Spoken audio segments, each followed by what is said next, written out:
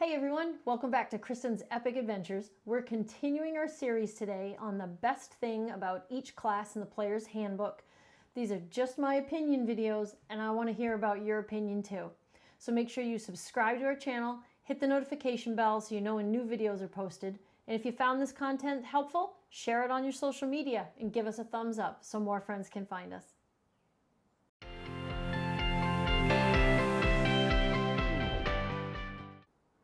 Welcome back, everyone.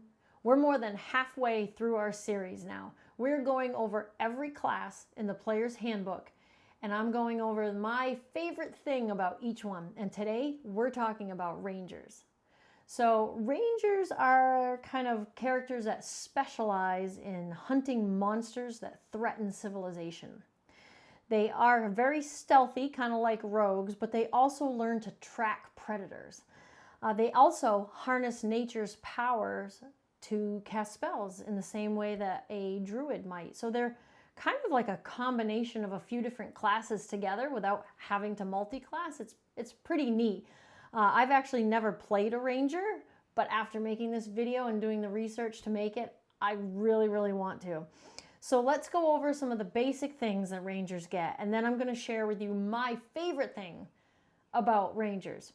So right off at first level, rangers get these two features called favored enemy and favored terrain. Now what this is you pick a certain type of enemy and you have a really good job at doing tracking on them or intelligence checks to recall information about them. That can be really helpful to your party. And you also get to learn one of the languages that your favored enemy speaks. So if you came in contact with them, you could communicate. That's pretty cool. Or decipher any writings. Maybe they left somewhere. Neat idea. Also, favored terrain. You get to pick from different terrains that exist in the world of Dungeons and Dragons. And your favorite one, you have a lot easier time traveling, especially with a group. A difficult terrain does not slow you down, things like that. So that's a pretty neat feature to get right off the bat at level 1.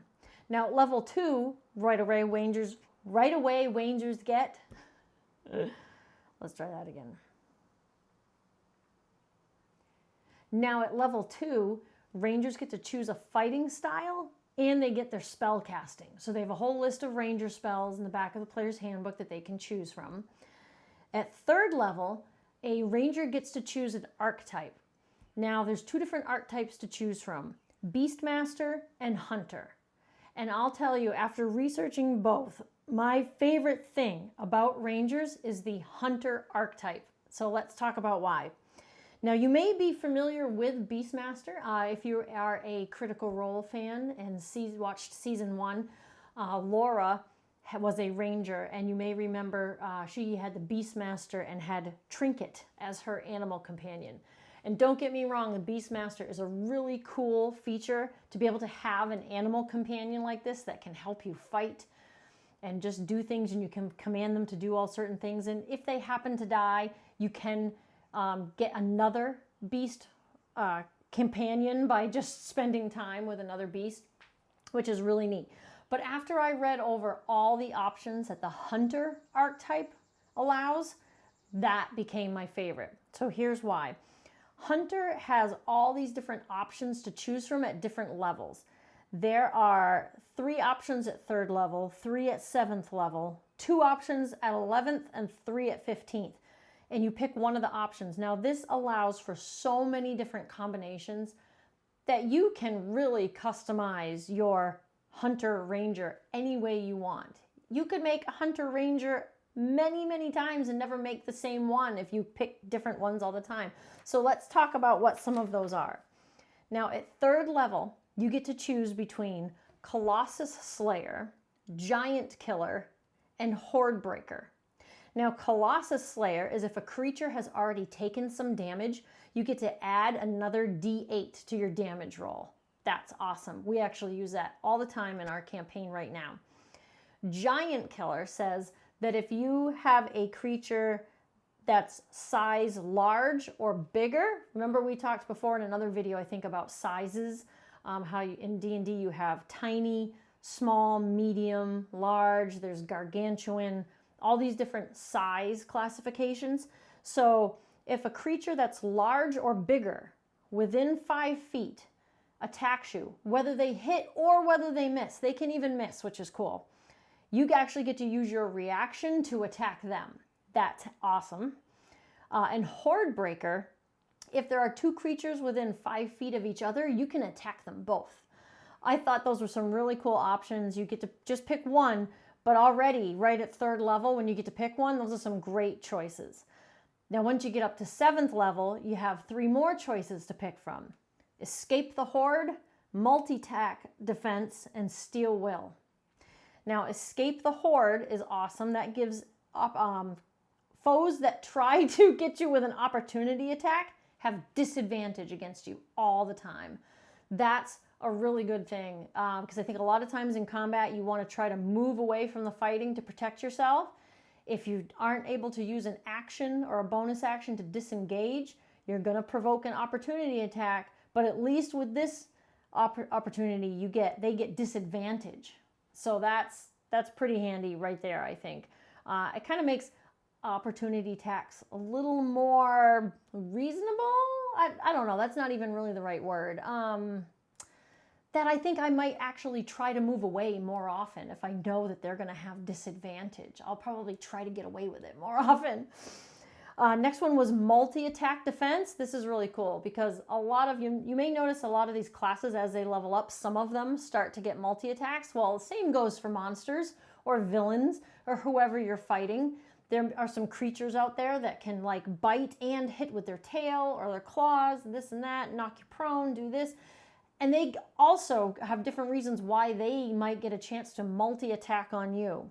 So multi-attack defense is if a creature uses a multi-attack against you, after the first attack, you get to add +4 to your armor class. That makes the rest of those attacks so unlikely to hit. Well, depending on what your armor, I guess, is to begin with and how terrible of a foe it is.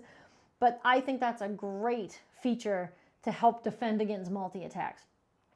The 3rd one for 7th level was Steel Will. That's cool. That gives you advantage on saves against being frightened. There's a lot of enemies out there that can actually frighten you, and it's usually some kind of a save to not be frightened.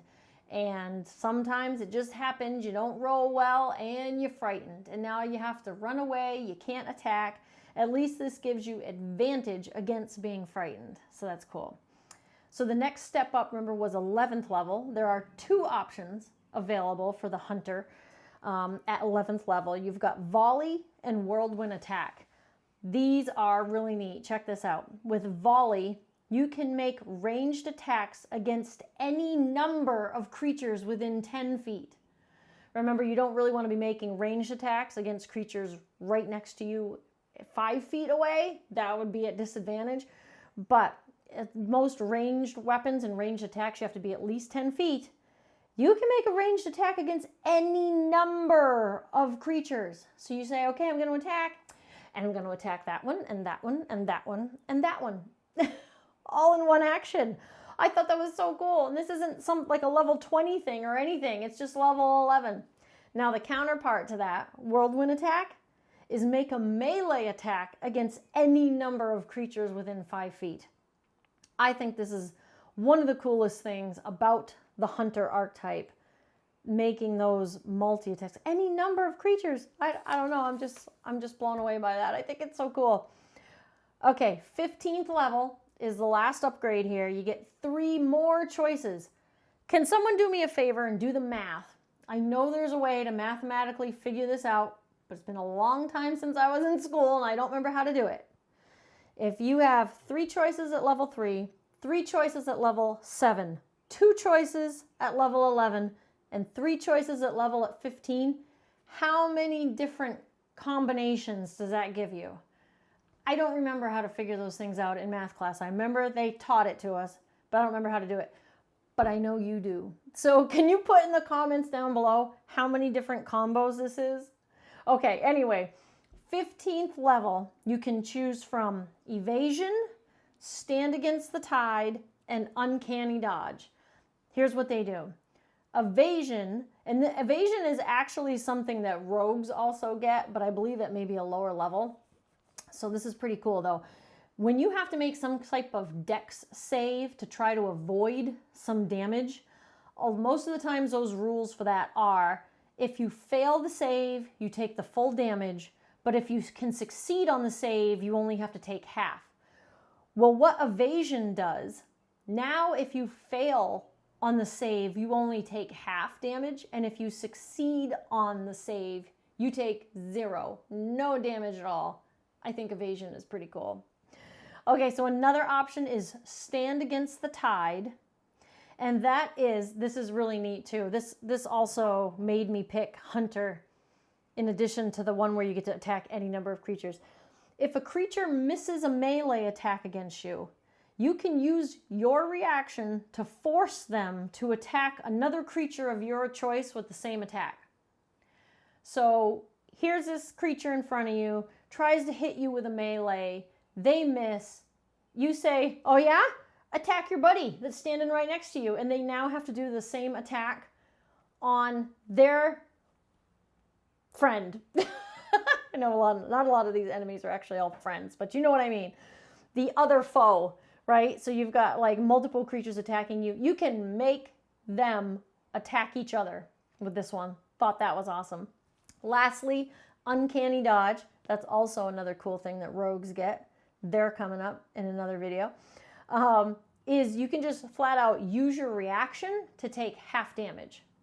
And remember, you're going to get a new reaction every round. When your turn comes back around again, you can have your reaction available again. So it can be done once per round. No uncanny dodge, I take half. Nope, uncanny dodge, I take half. No rolls or anything. Pretty cool feature. So all those reasons together is why I chose the Hunter archetype as the best thing about Rangers, in my opinion. They can do so many different things too, so many different awesome things. They get spells, they're pretty stealthy, the favored terrain, the Hunter. Like, I really want to play a Ranger now. I've never played one. Have you? I want to hear if you've played one. I want to hear if you have tried the Hunter archetype and which combos you chose on these. And don't forget somebody to do the math for me. I want to know how many different combos this is available. All right, thanks for joining us again. We're continuing with our series. There's only a few classes left to go.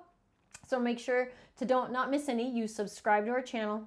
Make sure you hit the notification bell so you know when the new videos are up. And if you found this content helpful, share it on your social media and give us a thumbs up so more friends can find us. Bye, guys.